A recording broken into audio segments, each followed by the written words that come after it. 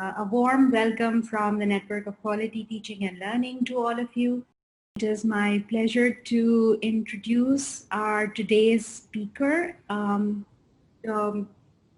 today's speaker is Ms. Salima Alibhai, who has received her undergraduate degree in dental hygiene from the Medical College of Georgia and her graduate degree in public health from the University of Washington. Public health and as a dental hygiene educator for over 10 years. Salima's former teaching affiliations include joint faculty with the Department of Graduate Periodontics with the University of Washington and Seattle colleges. In her current role as the director and faculty member of the dental hygiene program at the Hygiene University, Salima is responsible for the overall strategy, planning, and implementation of the curriculum, building partnerships, and ensuring sustainability, quality, and effective achievement of the program. And I'd also like to add that Salima has led her Department of Dental Hygiene at Hygiene University rapid transition to online and remote teaching during the pandemic. So we're very happy to have you, Salima, and over to you so you can talk about fostering collaboration for enhanced learning on the virtual platform. Over to you. So thank you, Azra, for the opportunity to speak on this virtual platform, which I have been calling home for the past 30 weeks since we first started. It is such an honor to be here and to be amongst the community of practitioners that I call my fellow colleagues. I see this afternoon and this morning in many parts of the world and around the globe. I have colleagues joining me from Seattle, Washington, Houston, Texas, with the University of Texas. I have colleagues from the American Dental Educators Association on the East Coast, where it is 6 a.m. and for my colleagues on the West Coast of the United States and Canada, it is 3 a.m. So I am extremely humbled and grateful for all of you for joining me and us here in Karachi, Pakistan, for a small presentation on how we transitioned onto the virtual platform. Some of you are at work, and I really do appreciate you taking time away to be with us this afternoon. So my presentation this afternoon is on fostering collaboration and how we worked collectively to enhance learning for all of our students on the virtual platform. A little bit of background, we, as the dental hygiene program, we had never been on the virtual platform. Our students had with our Sonam affiliates, but as a program for dental hygiene, this was our first entry into the virtual space. So it was a rather sudden shift for us.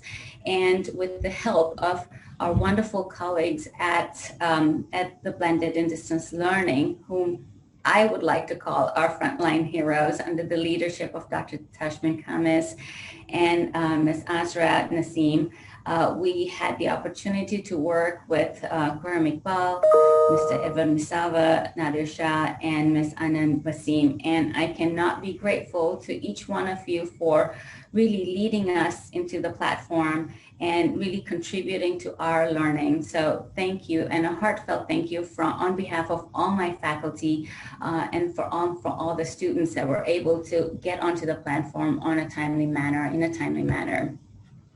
So a little bit about our program for most of you or some of you that may not know. We are now in our 5th year of being here at the Hygiene University. The dental hygiene program and profession is fairly new to the country, but the founding directors and the founding faculty of the program really saw a need for a preventive model, which they had been working on for many years. And the call for the program really comes in because Pakistan ranks amongst the highest in globally with head and neck cancers, periodontal infections, and dental decay, especially in our pediatric population. A little bit about our program. We have followed an international standard. Our applicants come from rural and most remote areas of Pakistan, as you will see, and East Africa as well. To your left, you see a picture of our facility, and we feel most fortunate to be working in the facilities that we do. This picture speaks 1,000 words because on the screen you see a student that was not in Pakistan, was not able to get his visas on time. Our student Job is in Nairobi while we were teaching out of our simulation labs. We can now host a global classroom anywhere in the world. And we felt very fortunate to be able to give our students in Nairobi real-time theory modules and lab experiences with help from colleagues in Nairobi from our dental clinic. So just another way that technology has really come in and has facilitated in this age of globalization.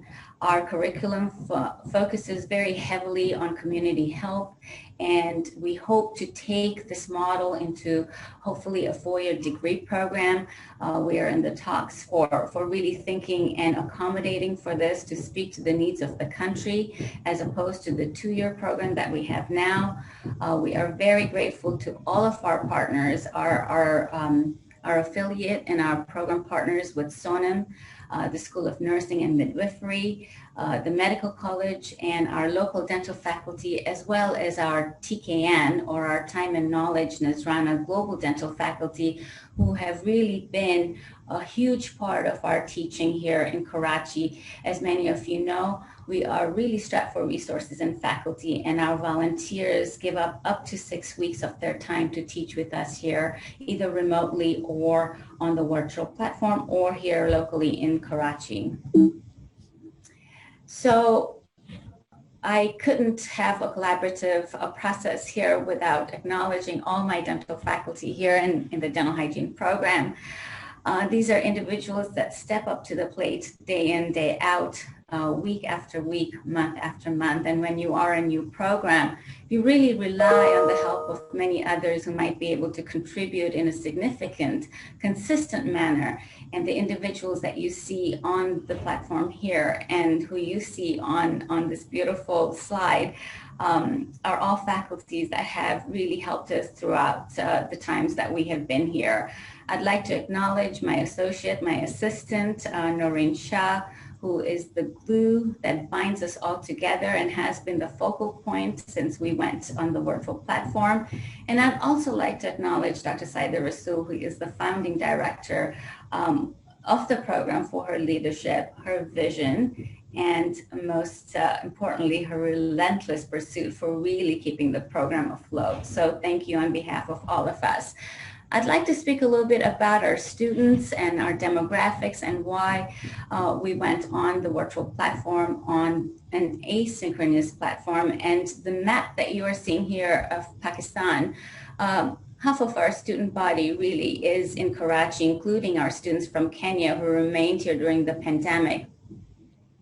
But the majority of our students do come from some of the most remotest areas of the world, and those are the areas here in northern Pakistan, in the areas of Chitral and Gilgit-Baltistan, very, very difficult to get to and very remote, really not facilitating learning with the lack of the infrastructure that we have at this time. But we will show you and I will demonstrate to you how this was done. So moving on, when it was time for us to move, we really had no choice but to move onto an asynchronous platform. We knew very early on that we would have connectivity issues. We had been hearing about connectivity issues. Many of us have been in the northern areas and have tried to work out of the northern areas, and it is extremely difficult to really get onto any form of connectivity. Once you are there, you can easily be stranded without Wi-Fi for many days at a time. So we had decided to go onto the asynchronous platform only because we knew early on that would allow for much of what we wanted to deliver. And But with that, it also came a huge responsibility and a large teaching load for a singular teacher to really carry out an entire module or an entire class. And that is when we decided to really gather together and teach as a team, particularly in our dental hygiene modules. I recall being on the virtual platform at Tech one time, and Dr. Nancy Booker was presenting her work, and she used the term sink or swim. And I remember recalling thinking that that was exactly how we felt. We were either going to sink or we were going to get out of this and swim. And I was very lucky to be able to work with our volunteer faculty in collaboratively assigning to them what was going to work for them, and methodically working with them along the way to assign what modules they were going to teach. And it worked out to where some of us had a heavy teaching load and some of us did not. But for the most part, aside from myself, I had about 3 faculty that were teaching and team teaching with me. And what we decided was, in order to optimize our teaching modules, that we would provide for voice over PowerPoints in order for the students to be able to relate and review and replay at any point if they weren't able to come onto the synchronous platform. We went on with the process of grading and assessing how we were going to go about assessing, and it did take a little bit of redesigning our coursework, but we placed very heavy emphasis on our students just participating on the modules that they were given on the weekly modules. And with the Moodle platform, we were able to track at the back end here how much time our students were logging in. So it made it easier for us to assess, to see, on a daily basis, how much time, on a weekly basis. And when we did not have connectivity, it was somewhat a pattern or a theme where all students were off the platform. So we knew that something was not working for them on the other end. We also decided in the assignments that our turnaround would be a week for any assignments or any homework that we were presenting, but we remained flexible and we remained adaptable because we just didn't know what was to come. In addition to being on the asynchronous platform, we thought that it would be a good idea to provide some form of continuous feedback, and that feedback came along to us as working via email, WhatsApp, but we also hosted a weekly synchronous platform that we thought would have been, that worked really well for us because we were able to see our students and we were able to connect with them and to make sure that not only were they okay, but their families were okay. And if they had any questions on the assignments that we had for them on the platform. The process is far more involved, and I wish we had more time, but this is just scheming over it. And I think presenting dental hygiene or any form of dental study on an asynchronous platform is tricky. I don't believe it's ever been done.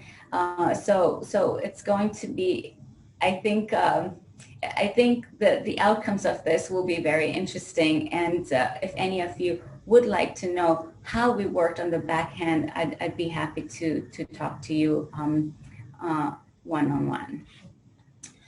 So I placed this timeline to really show all of you how we transitioned, but not only how we transitioned, but how in a very short period of time, not only were we able to get onto the platform, but going into this unknown space, how we were going to manage. None of us really knew what really lied ahead of us. And we really depended on the blended team to really guide us, which they did.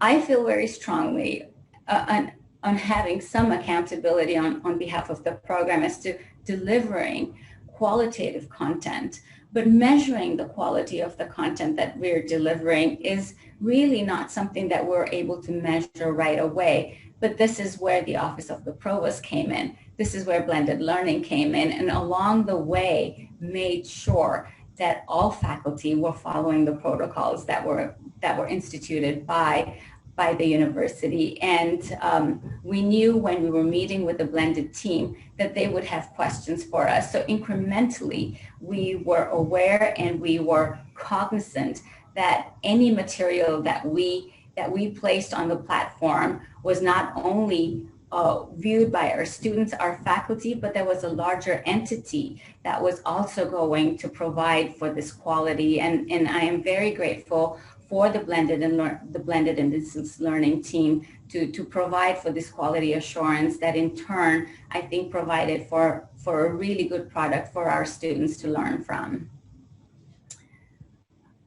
Just an example of what front loading looked like for us, and for those of you, front loading is pretty much looking ahead to all the modules that you have and really pulling them to the time and the space that you might have. We had 21 modules, and when we looked at the time allocated to us, which was about 7 weeks, we figured out mathematically that if we assigned 3 modules a week, that we had just enough time to present all the modules going into fall semester as well. So we brought in all the modules that we could and assigned them to faculty and started working on them as swiftly as possible. I have to say that within days of assigning each module, our faculty had started and began working on their voiceover PowerPoints. And ultimately what came off it was something that looked like this, because they came back and said, okay, for my module, I will have the 1-minute marvel, or I will introduce an article review or a discussion forum or webinar. On the asynchronous platform, we introduced gamification, and for those of you who are familiar with Kahoot, you know that takes real time. And for these particular modules, our faculty, Ms. Karenisa Hasmani out of Houston, had our students take pictures and then upload them, upload all the answers, and then she would manually go in and meticulously check for every answer to make sure that our students had done that. She also used MP4 for a lot of her modules on professional development, which included interviewing skills, writing a CV, a cover letter, and she had our students record themselves and send her these voice bites that came to her, and she would then review and review and review. And she kept telling us that she was so busy that she couldn't talk to us, but we completely understood why she was running late, because there was just so much material for her to grade. For those of you who are not familiar with H5P, this is a wonderful resource within Moodle. H5P is an activity module that enables faculty to design any interactive content within the platform. So examples of any interactive, these are the number of the plethora of activities.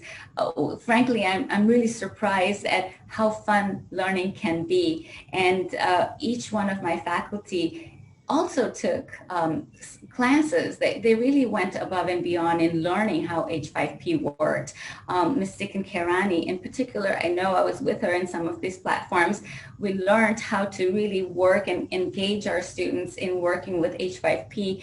And I really recommend, if there was a session that was presented, that you look into H5P, because it really is a win-win, not just for the students, but faculty. Once you have introduced H5P, you can take any modules and really, condense your content and make it so that students are engaged and are like, oh, okay, this is like a little fun puzzle I can work on. Or, alternatively, she would also have fill in the blanks. But these activities really are very powerful, and they serve as engagement tools that really worked for us. So I hope that you all look into this as well. Ultimately, for all of us as educators, it is all about measuring engagement and really how do we do that on an asynchronous platform? For us in dentistry, you cannot help but to ask how online teaching really translates into clinical practice, which is a large component of what we do, clinical practice and application. And those answers still remain as we have now come back face to face on campus and our students now transition into the clinical space. And we've asked informally, how has this now worked? Is it really helping you? And our initial feedback seems to be rather positive. So it tells me that there is much potential for what we're doing, but once we get our surveys in, I think we will have a lot of rich data that we can then present at a later time. One thing that we did do, and we were very clear on as faculty, was to ensure that our instructional design was very clear, that it was clearly articulated to our learning objectives, that it provided simple and direct language, that it was integrated within the context of what was being taught, that was well planned, and of course with Moodle, that it was easy to access. An example of this was what my faculty, Ms. Salima out of the University of British Columbia presented. A lot of my faculty had it was so evident where the strengths lied, and it was very clear that Salima had the ability to really write and articulate her thoughts and clearly and succinctly present this.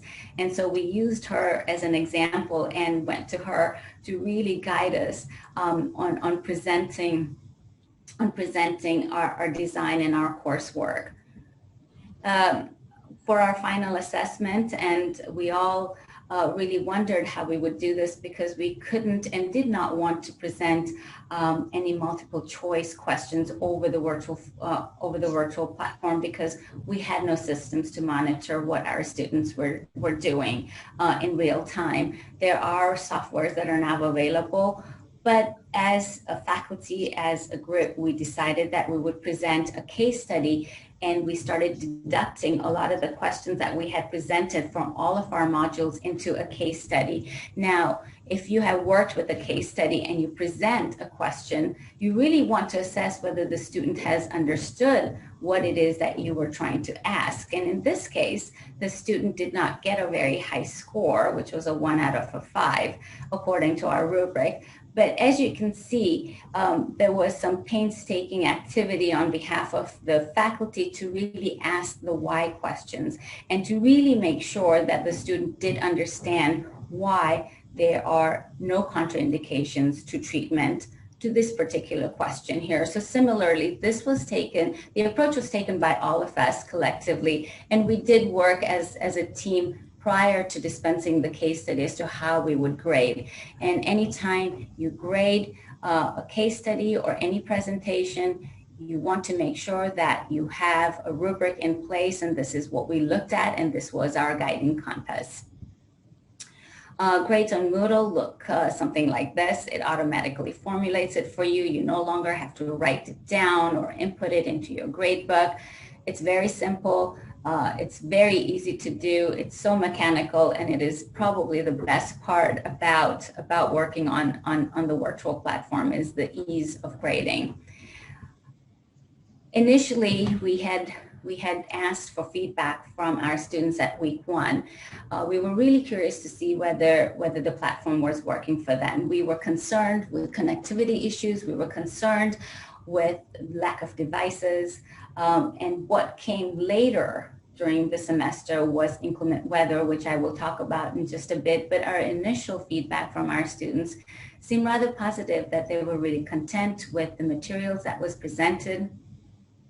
They appreciated that we were evaluating them after every module. They told us that they were putting in more time past their studying hours. If it wasn't the same, it was more. They really enjoyed listening to the lectures, and everything was going pretty well in the first week, and as it did for the rest of the semester. We did have some issues. Our faculty had to work here in the local context with sometimes no Wi-Fi or sometimes just noise in the background. For many families here in Pakistan, living in a joint family is not unusual. So faculty really had to find a physical space to distance themselves, to really provide for the modules and to provide for the voiceover PowerPoints.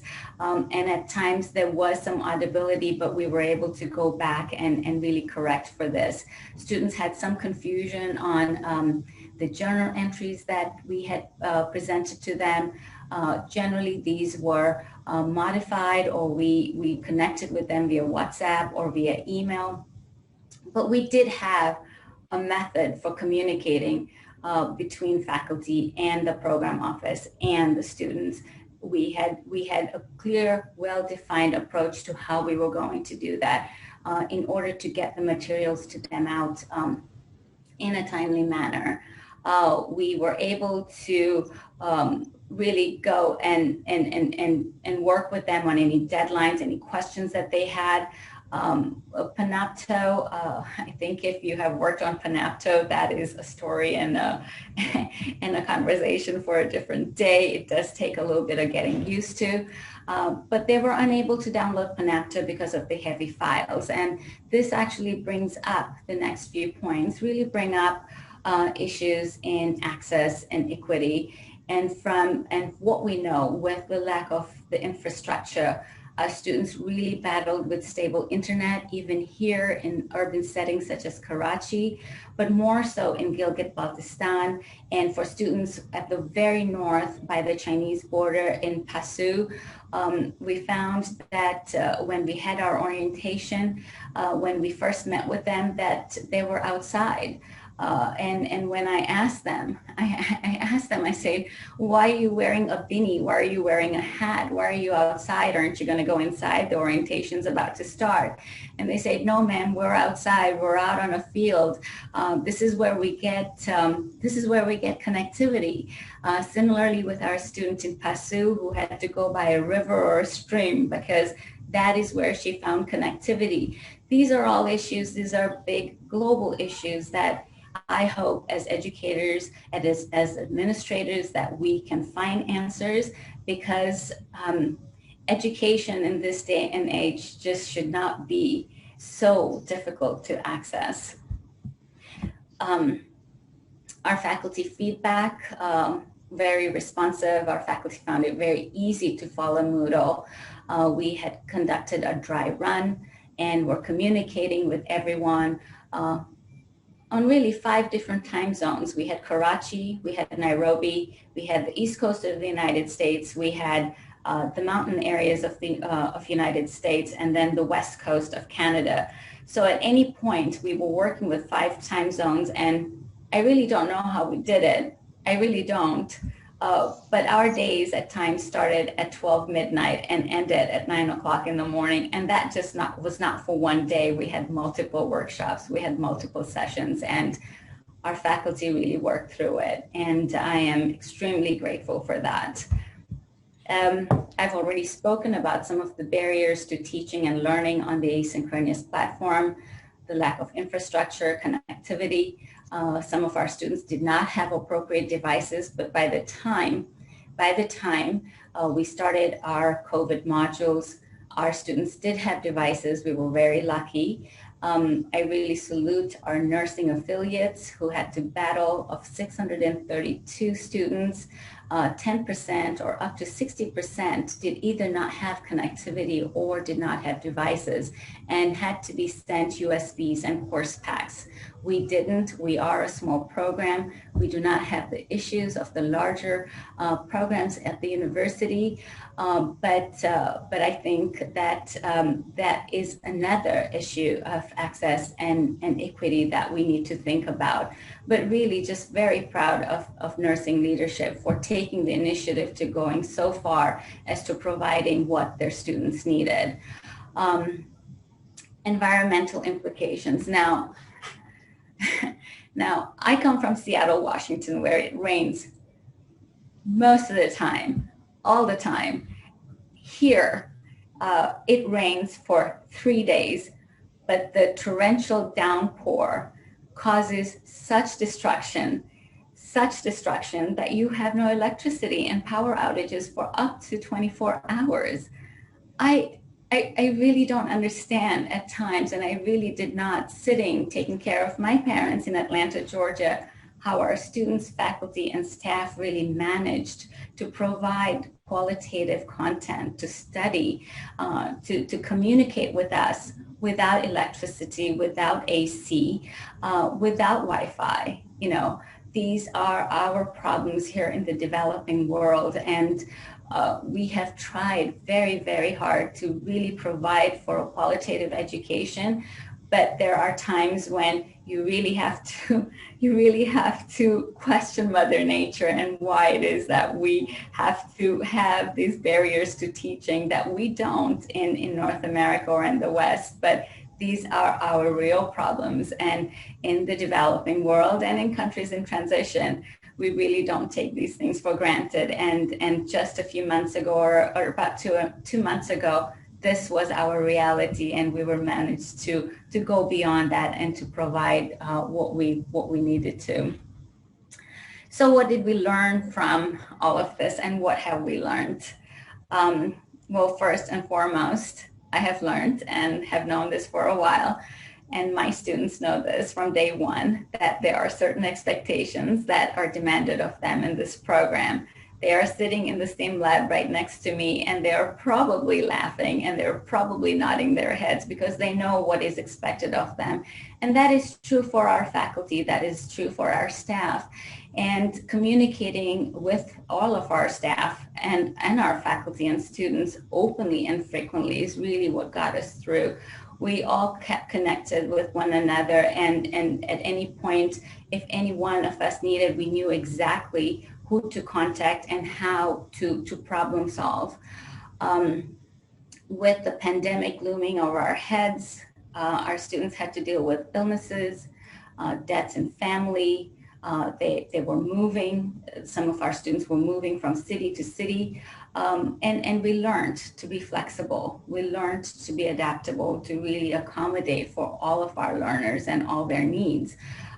These are some tenuous times, and it's really hard to predict what tomorrow will bring. And so I think it was a lesson for all of us. We certainly have learned from our mistakes and missteps, and ongoing reflections really provided us the foresight to say, okay, you know, what next, and how should we accommodate for this, for a particular module, and the willingness to redesign and to re-articulate what you had originally set forth. You know, having that flexibility was probably one of the biggest lessons that we have learned. I've spoken about globalization just a little bit, but no longer does education hold boundaries. Anyone can learn from anybody. The educational landscape is dynamic. We've known that, and it continues to be. But what that meant for us is not having to reinvent the wheel. We have borrowed from various resource libraries, online libraries, to provide for our students.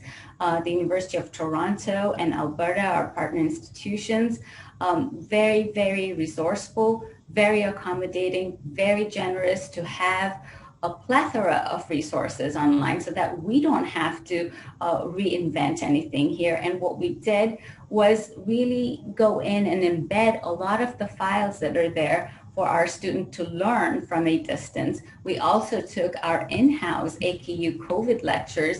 For those of you who have not had an opportunity to sit in on any of our AKU COVID lectures, I highly recommend that you do. I think our Dean Adil, will be presenting a lecture series here, but you will see some of the work that is coming out of Pakistan. And I am extremely proud of a lot of the work that we are doing here, and to be able now to embed it so that everyone can learn from our platform makes me really, really proud. And so while we were on the platform, we realized that we could bring in some of our teaching assistants and our new graduates to co-teach with us. We found that the platform, with just very minimal, time that we put in for lesson planning, that we too could bring them along so that they could get versed on the virtual platform. And we found that they really did enjoy and appreciate teaching with us. These are our new graduates and our interns that have just graduated for the program, highly capable individuals, and I'm really proud to see them come back and work with us someday. Collaboration is key. Now, I think I speak for all of us on this platform. As educators, as teachers, we are not only teachers, we are caregivers, we are providers, we are mothers, we are fathers, we are sisters, aunts, and with that comes a lot of responsibilities. My point here is my faculty has a lot of responsibilities, just as most of you do. But we were able to collaborate and able to really know who was having a hard time, who was going through a hard time, when a student was going through a hard time, and really working amongst each other to help each other out. And that is what collaboration and support is all about. I feel extremely fortunate to be working with a team that I do, because we come together and we communicate and we work amongst and with each other to really make it move.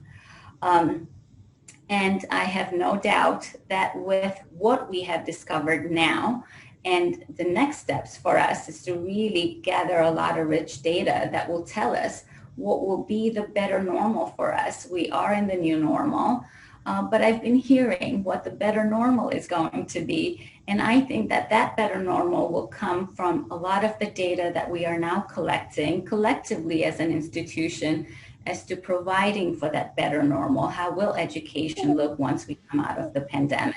I'm really looking forward to blending what we know and to incorporate what we have to make for better teaching methodologies down the future. We thought about a slide and we thought, okay, how do we really articulate what we've gone through? And reflecting back, this is fostering collaboration. Collaboration amongst one another. You can see what an intricate web that is, but in order to really achieve student-centered learning and engagement, it is not just myself and my program office as an island on its own. We are all interconnected, and it is really teamwork that really brings us all together. Working with administration, working with the institution, instructional support. I even work with our Dean Alibhai, who makes sure that we are okay. And, even though he is the epi person here at the university and really for the country, the to-go person that really takes care of the medical college and the students, still found time to work with me, still found time to come and work with my students to say hello at our orientation. And I am extremely grateful for everyone in this circle who really provides for this student-centered learning. And ultimately, that is what it is coming together and providing for this high quality, rich content that you're able to provide for. Our students are our joy and pride. I couldn't say, I really enjoy working with our students. And a few days ago, I asked my students, I said, well, how was it? And could you just tell me, what your experiences were, and just put them, just give me something. And this is what they came up with. So this is my last slide, and I will play the video for you. I hope you will appreciate what our students have done. And after this, I am happy to take any questions that you may have. In this pandemic, I learned to move out of my comfort zone. Instability of simple things like electricity, weather, and internet connectivity. The distractions, the power cuts, as well as the urban flooding that followed in Karachi. Restricted availability of the device. It took me almost a day to watch only a 20 minutes video. I used to walk miles to get access to 4G. So I was traveling to another place to continue my studies, which took me some 4 hours to complete the whole journey. The lack of face-to-face topic discussion. So I had to download all the videos and lectures at a time. The pre-recorded lectures just helped me out to tackle this problem. The lectures were pre-recorded and easily available. The flexibility of pre-recorded lectures on the VLE as well as assignment deadlines. I was able to keep up with my learnings. What I liked about the online platform is having to learn at my own time, at my own pace. It's very easy to navigate. You could play, pause, and replay to make sure you understand well. I learned how to study independently. I learned how to manage my time. I was able to become a self-directed learner. It has enabled me to be more self-directed. Polish my critical thinking skills. I learned how to manage my studies in limited resources. But at the end, everything worked well. Thank you, Azra and Dr. Tashman, for having me on this platform.